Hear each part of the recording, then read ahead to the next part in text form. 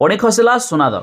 तेज आपण खुशी खबर, जदि आपण भी सुना किनिया प्लान करुथिबे तेज जानि रखंतु केते टंका ह्रास होला आउ एबे नुआ दर केते टंका रहिछि।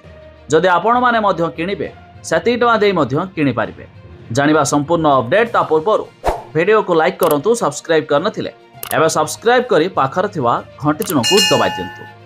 तेबे आम ओडिशा दर अर्थात राजधानी भुवनेश्वर रे आज मध्य सुना दाम रे 1600 टंका ह्रास देखा मिली।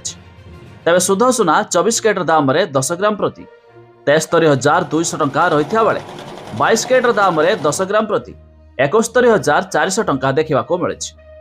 सेहीपरि एमसीएक्स अर्थात मुंबई रो मल्टी कमोडिटी एक्सचेंज रे आज भी सुना दाम रे 500 टंका ह्रास होइछि।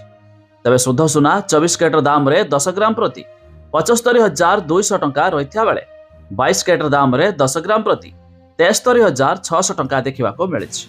सेहीपरि दिल्लीर सरफा बजार रे आज भी सुना दाम रे किछि मात्रा रे ह्रास देखा मिली। तेबे दिल्ली बजार रे शुद्ध सुना 24 कैरेट दाम रे 10 ग्राम प्रति 75,600 टंका रही बेले 22 कैरेट दाम रे 10 ग्राम प्रति 73,700 टंका देखा मिली। सेहीपरि रूपा 1 किलोग्राम पिछा 95,000 टंका पहुंच जाइछि। जदि आपण माने उभय सुना और रूपा किनिया प्लान करुथिबे एही दर देई मध्य किनि पारिबे। तेबे आपण माने केउ जिल्लारू वीडियो देखुचंती ता निहाती कमेंट करी जणाइबे।